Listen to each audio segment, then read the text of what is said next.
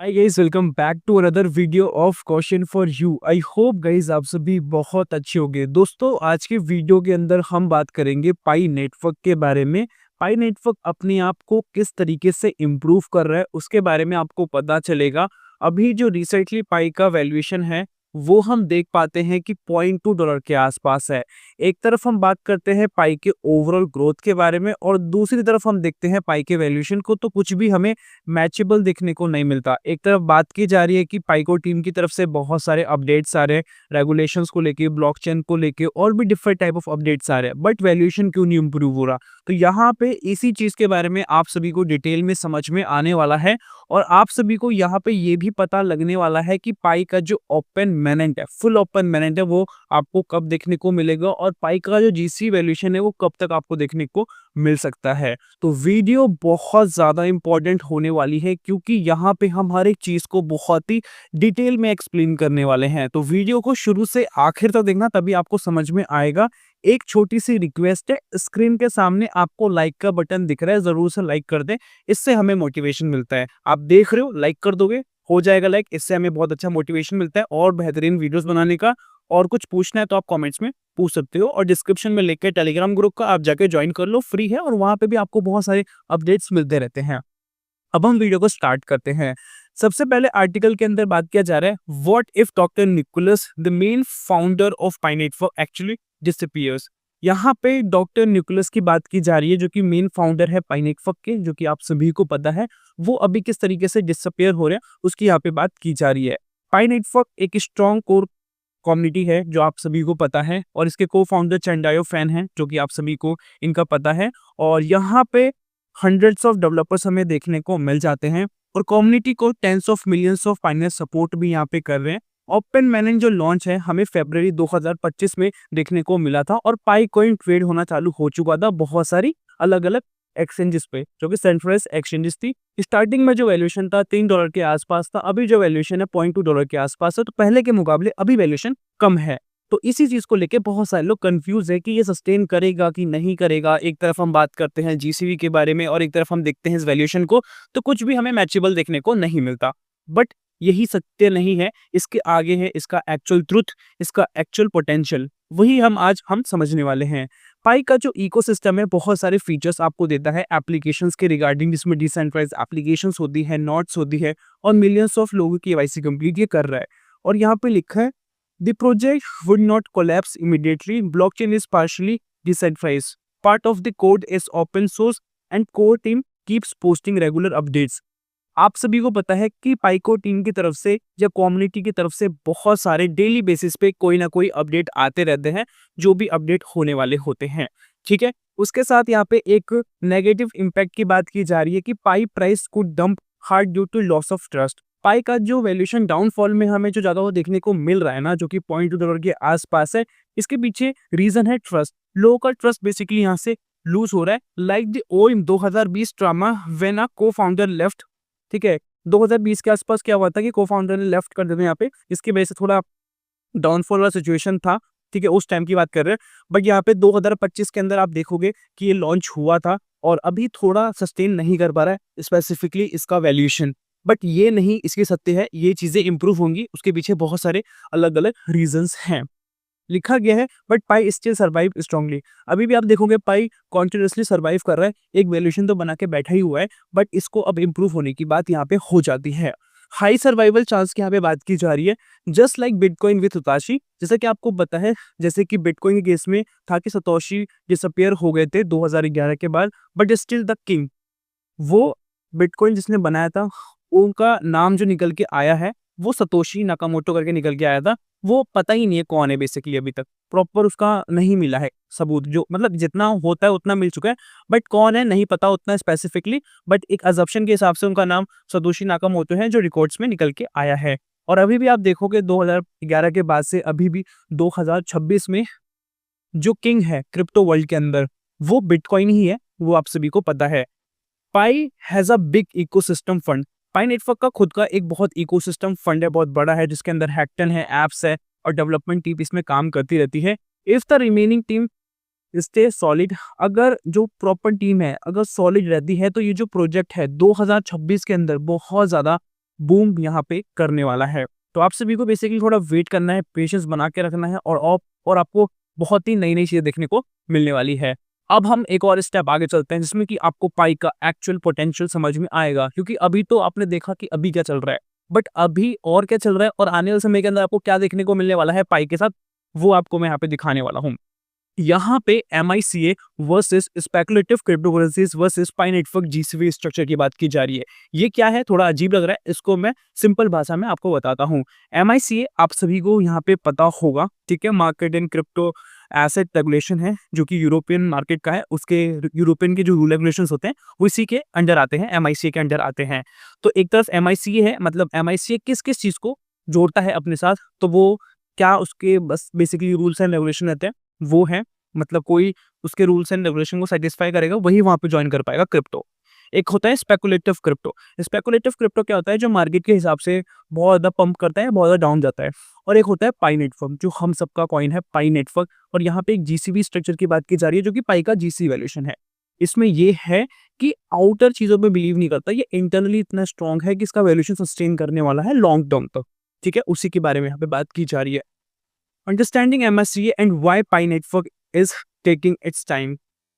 MICA को हम पहले समझेंगे और हम ये भी समझेंगे कि पाई नेटवर्क यहाँ पे इतना टाइम क्यों ले रहा है। टाइम लेने का मतलब क्या है, फुल ओपन मैनेज अभी तक क्यों नहीं आया, इकोसिस्टम प्रॉपर तरीके से रेडी क्यों नहीं हो रहा, वैल्यूएशन के अंदर हमें एक पॉजिटिव फर्क क्यों नहीं देखने को मिल रहा, जीसीबी क्यों नहीं हमें देखने को मिल रहा। ये सब के आंसर अभी आपको मिलने वाले हैं। यहाँ पे क्लियर तरीके से एक्सप्लेन किया गया है। Why is not Pi network rushing to open manage like other cryptocurrencies. Pi network क्यों बेसिकली रश नहीं कर रहा ओपन मैनेज को लेके, इतनी जल्दी क्यों नहीं कर रहा जैसे अदर क्रिप्टोकरेंसीज करते हैं। इसका मैं आपको सिंपल तरीके से समझाता हूँ।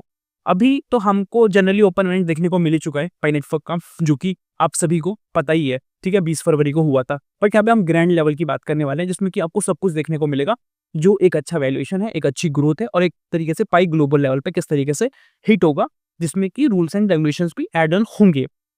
ठीक है, ये हमें देखना बाकी रह गया है। और यहाँ पे रश क्यों नहीं कर रहा अदर क्रिप्टोज की तरफ। 2019 के अंदर पाई कॉइन आया था, ठीक है, आ गया, फ्री में माइन हो रहा है, लोगों को पता नहीं था, धीरे धीरे लोगों को पता चल चुका।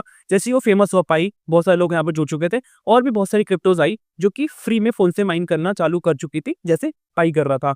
और उन्होंने क्या किया, पाई ने तो अपना लॉन्च नहीं किया, माइनिंग चालू रखी, बट इन्होंने लॉन्च कर दिया, ठीक है, बट उसमें कोई खास बेनिफिट देखने को नहीं मिला और उन क्रिप्टो करेंसीज को आज के टाइम पे जानते भी नहीं है लोग, ठीक है। बट पाई अभी तक सस्टेन कर रहा है क्योंकि इसके अपने पर्सनल गोल्स है कि मुझे कब क्या करना है, मुझे कितना पेशेंस रख के रहना है, उस चीज पे बेसिकली ये काम करता है।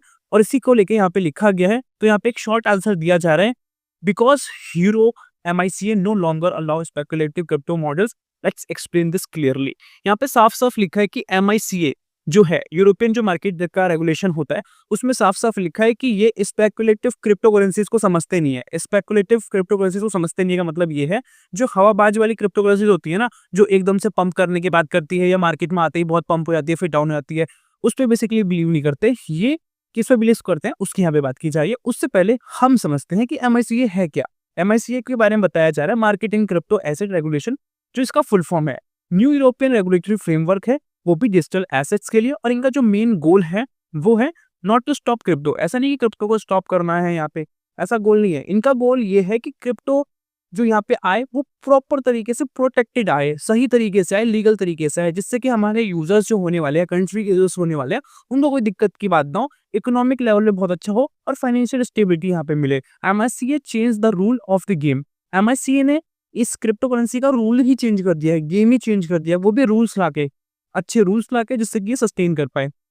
तो ये बहुत बेहतरीन चीज बन जाती है और यहाँ पे कंपैरिजन हमें देखने को मिल जाता है। MICA does not regulate the market. MICA ऐसा नहीं कि रेगुलेट करता है मार्केट को, MICA regulate architecture. MICA regulate करता है एक आर्किटेक्चर को कि हम किस फॉर्म में काम करते हैं, हमारे साथ ये चीजें होती हैं। अगर आपका इस तरीके से कैपेबल है तो आप यहाँ पे आ सकते हो और हम उस चीज को समझ के एक्सेप्ट करेंगे अगर हमें वो चीज लगेगा तो।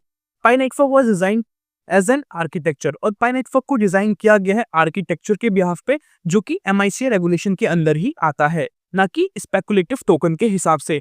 और यहाँ पे speculative cryptocurrencies, MICA requirements, Pi network observed architecture, इनके बीच में डिफरेंस लिखा गया है।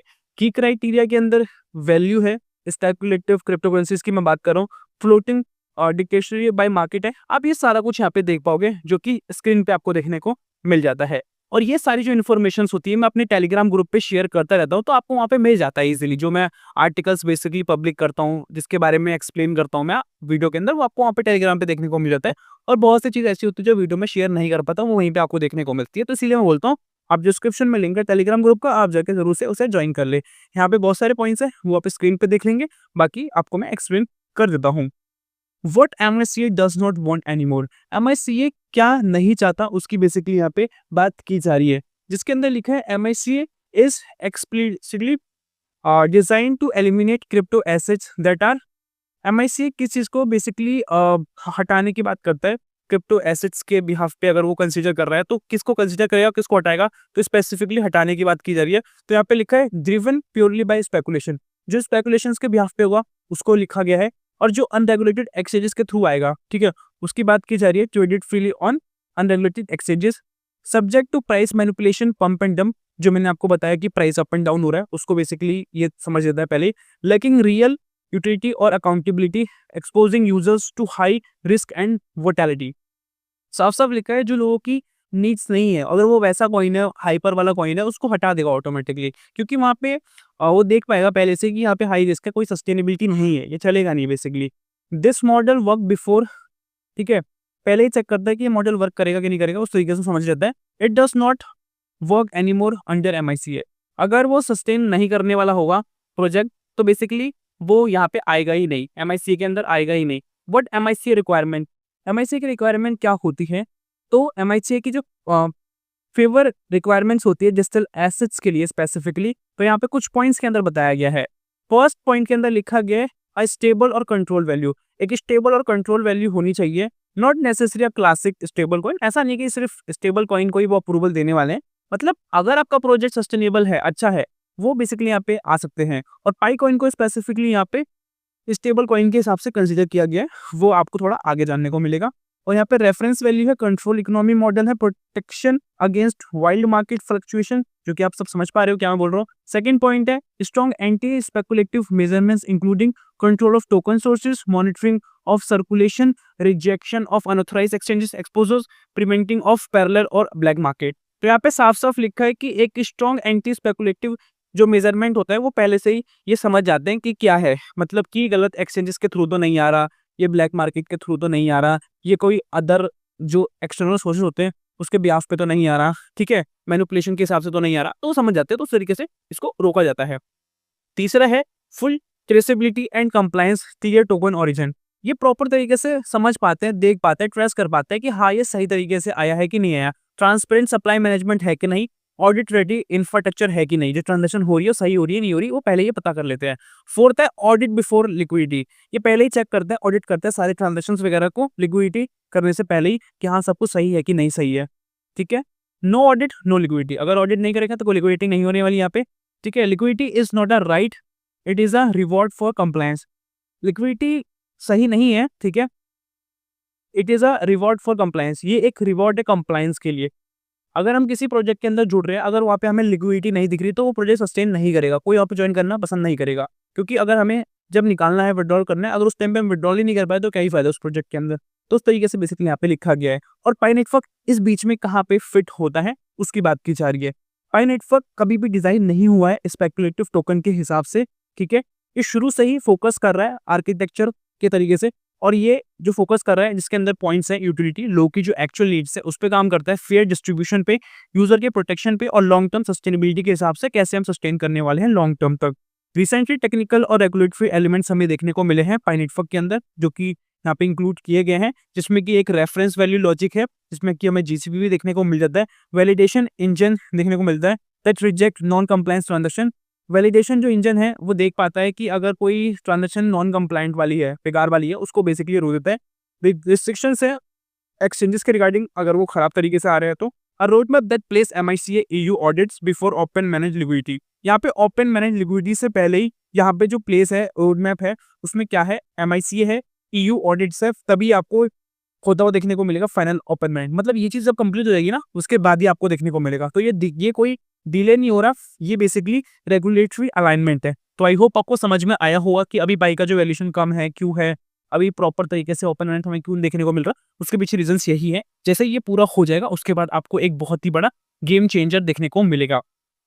Why the pi sorry why the process is strict under MICA? There are only two outcomes. ये जो प्रोसेस है बेसिकली क्यों इतना स्ट्रिक्टेड है वो भी MICA के अंडर, यहाँ पे दो आउटकम्स की बेसिकली बात की जा रही है कि इन दोनों की वजह से बेसिकली हमें देखने को मिलता है। एक है कंप्लायंस, एक है नॉन कंप्लायंस। कंप्लायंस के अंदर ओपन मैनेंट और लिक्विडिटी रेगुलेटेड लिक्विडिटी है। नॉन कंप्लायंस के अंदर रिजेक्शन है और टर्मिनेशन आपको देखने को मिलता है। यहाँ पे लिखा है there is no shortcut and this is exactly why Pi network is cautious. ठीक है, तो यहाँ पे अगर शॉर्टकट के हिसाब से आप देखोगे तो नहीं सस्टेन करेगा, अगर आप यहाँ पे लॉन्ग टर्म के हिसाब से देखोगे तभी सस्टेन करेगा, और वही चीज बेसिकली पाई कर रहा है। की मैसेज दिया जा रहा है आप सभी के लिए, तो यहाँ पे लिखा है MICA does not want validate a market price. MICA नहीं करता वैलिडेट मार्केट प्राइस को, MICA वैलिडेट करता है आर्किटेक्चर को, और पाई नेटवर्क बिल्ड कर रहा है आर्किटेक्चर को, और ये चेस नहीं करता पाई नेटवर्क की। हम शॉर्ट टर्म के हिसाब से यहाँ पे आए हैं, हम लॉन्ग टर्म के हिसाब से हैं, इसीलिए यहाँ पे बात की जा रही है। इस तरीके से हम अपना इकोसिस्टम बिल्ड कर रहे हैं, और जो फ्यूचर होने वाला है प्रॉपर तरीके से यूजिबिलिटी का होने वाला है पाई का, और वो आपको यहाँ पे समझ में आ चुका है।